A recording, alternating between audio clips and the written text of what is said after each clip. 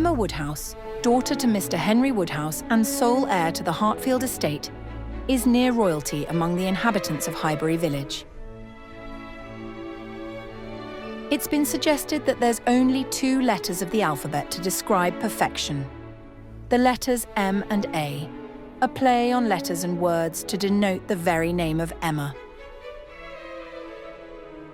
She is the darling of the locale, a princess in the midst of her people, whose presence tends to illuminate the tenderest elements of warmth, kindness, vivacity, and charm. The youngest of 2 daughters whose mother had died when they were young, Emma Woodhouse has the distinction of being more equal to her situation than most her age, with the kind of sense and energy and spirits to bear her well throughout the difficulties of life as they arise.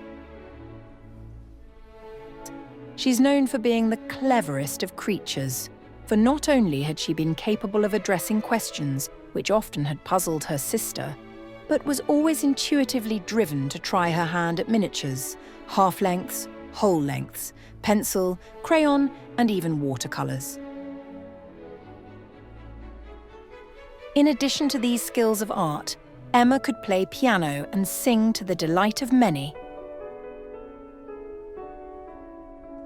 Emma was never sorry to know that her reputation for accomplishment was often higher than it deserved, because the self-esteem that she gained, most confidently in the presence of Miss Taylor and her endearing father, was the trait that she tended to exude most as a young woman entering into adulthood. To be sure, Emma Woodhouse was indeed handsome, clever, and rich, with a comfortable home and happy disposition, uniting some of the best blessings in existence at the near age of 1 and 20, with very little to distress or vex her. How do I get to know Emma Woodhouse, you might be inclined to ask?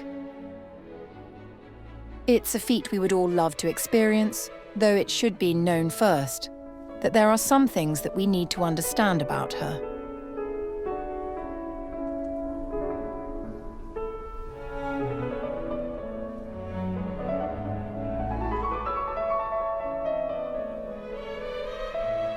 Emma's understanding of her social position and status among the landed gentry is not to be trifled with. We learn about this most immediately when she befriends Harriet Smith, a local parlour boarder who develops an interest in the farm boy, Robert Martin. Harriet seeks Emma's advice when a proposal of marriage has been made, and Emma makes it vaguely clear how matters should stand.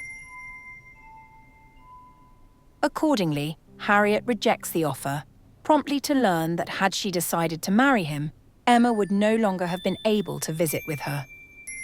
This is shocking, and Harriet declares, "You could not have visited me. No, to be sure you could not, but I never thought of that before. That would have been too dreadful. What an escape! Dear Miss Woodhouse, I would not give up the pleasure and honour of being intimate with you for anything in the world." Not only has Emma assured the potential for Harriet's banishment from good society, but we see the effects of Emma's superior manner in Harriet's, recognising her as a friend in connection. Considering the pain this must have caused for Robert Martin, the incident depicts Emma as a bit cold. But Emma has her reasons because she knows who she is, and we learn this best, and much more seriously, when she considers a party invitation from the Coles, a family of status acquired through the trials of social climbing, yet forever branded by the permanence of their inferior origins. Emma articulates the implications of their invitation in her mind. The Coles were very respectable in their way, but they ought to be taught that it was not for them to arrange the terms on which the superior families would visit them. Surely they knew the Woodhouses had been settled for several generations at Hartfield, the younger branch of a very ancient family. The sentiment here is shrewd, and it speaks to the realities of a world bound by the strictness of a caste system of which Emma is keenly aware. It is in this manner that she's able to act, to the benefit or detriment of others. Either or, provided that the integrity of her family name remains intact, the state of its reputation preserved. These are but two instances of highlighted classism in a novel that showcases the word itself, superiority, up to 69 times. From the perspective of us as readers, pondering the notion of befriending someone like Emma Woodhouse is a stretch of the imagination, as though we thought it possible to rub shoulders with Anne, the Princess Royal, or even someone like Kate Middleton. Even as it stands, long before Emma can gain her bearings as a proper woman in society, it is for the fates to insert their love of the uncomfortable and the intruding. For there is always something or someone, some notion or nagging idea that will materialize to disrupt the flow of progress.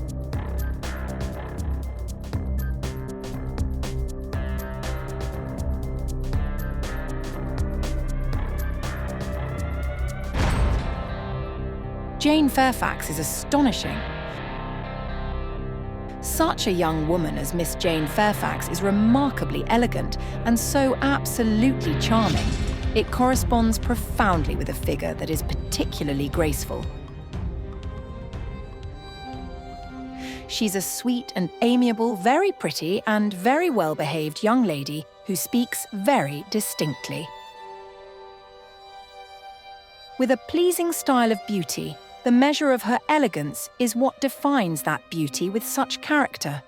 A very delightful type of character that projects a natural sense of superiority.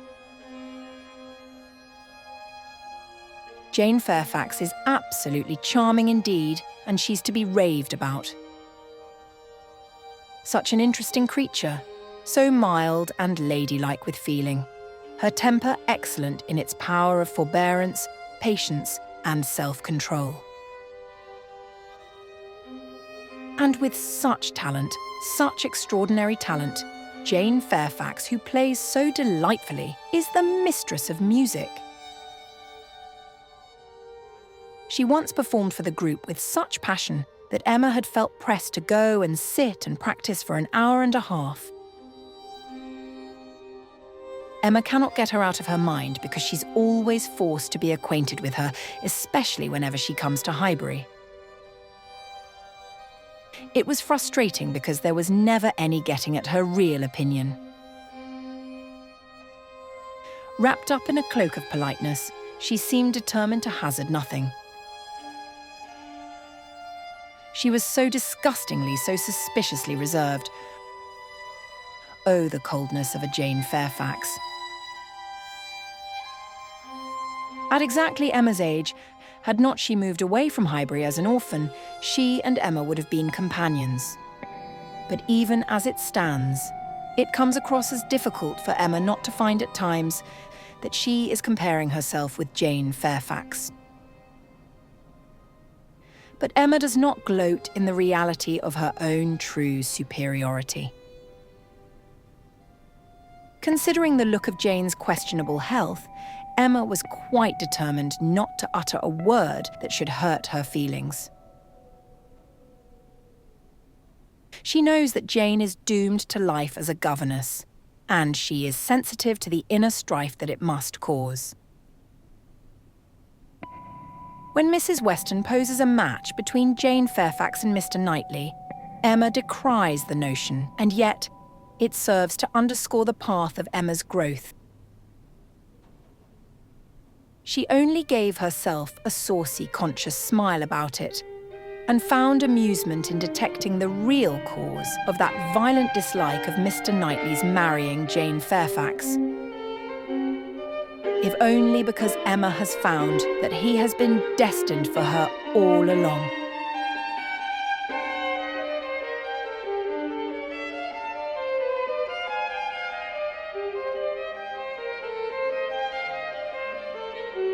We want to be friends with Emma, and we do this knowing the case with her blunders. And for starters, we are willing to consider the state of Emma's existence, knowing how she lives in a large house, and yet, for as long as she can remember, she's never really been alone. On the day of Miss Taylor's wedding, her governess and best friend forever, Emma comes to experience a deep sense of loss. Not only is the shadow of loneliness on the horizon, but it's true that up to the moment, she has seldom gone from home. Life in Highbury has provided very few opportunities for dancing.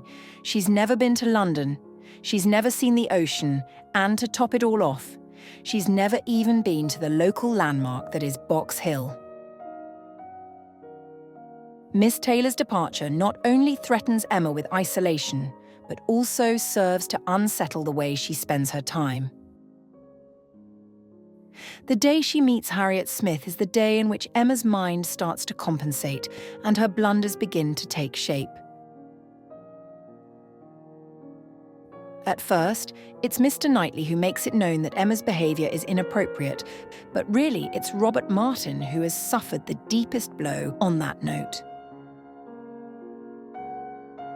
It's not until Christmas Eve, however, that Emma truly realises that she has stepped into the muck.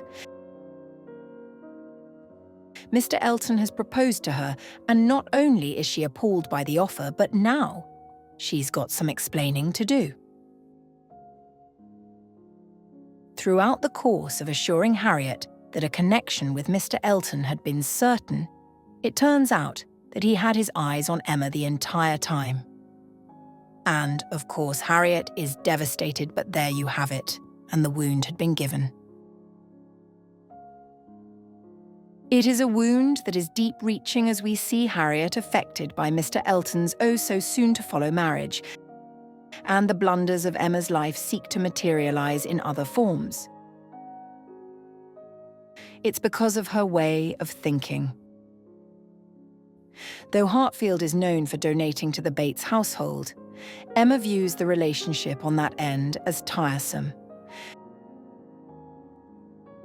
Additionally, she conjures up ideas about Jane Fairfax that are untrue, seemingly for sport, and the situation comes to bite her in the tail. It's during a word game that she taunts Jane about the matter, only to find that the poor girl is to become visibly upset. With regard to the Bates household, the affair comes to a head when she insults Miss Bates in front of the group at Box Hill. And it's for Mr. Knightley, again, to inform Emma that her behaviour is simply not to be tolerated. The Box Hill incident is where Emma really begins to see the effects of her ways. And even then, she misconceives the notion that Mr. Knightley is to marry Jane Fairfax and that Harriet Smith is now in love with Frank Churchill. Where is it all going to end?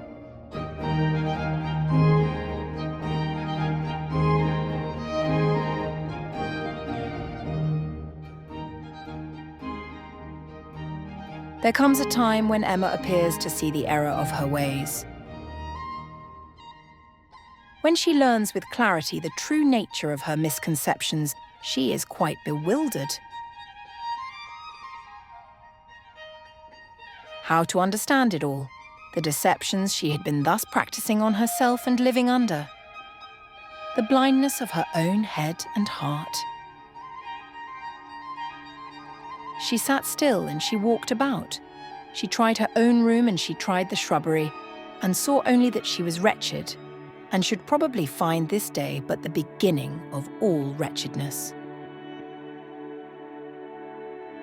It's when she learns of Harriet's engagement with the noble Robert Martin, that they are to be married after all, that she is commended for adopting a different frame of mind. Mr. Knightley is marvelled to observe that Emma's opinion on the matter is not as it used to be. He says to her, "You are materially changed since we talked on this subject before." And that would be a fair assessment on how she feels about a number of things with regard to all that has happened over the past year. Most notably, not only has her entire mindset been adjusted with positivity towards Miss Fairfax and the Bates household, but even in the anger that she feels in being duped by Frank Churchill, she approaches a level of maturity that allows her, with special care for the consideration of Frank's father, to embrace a measure of forgiveness. It was an odd set of circumstances to come about, for Emma to realise that her life had always been tending in the way of being married to Mr. Knightley. Emma Woodhouse was lucky to have Robert Martin renew his proposal to Harriet Smith, considering that if he hadn't, the livelihoods of these two individuals could have turned out for the worse. Maybe it is the case that the story shows us, that it is through the blunders that we make that we become prepared to live the lives that we are meant to inhabit. And if you thought that being married would doom Emma to a further experience of being tied down, there is her and Mr. Knightley's trip to the seaside to foreshadow the possibilities of what's to come.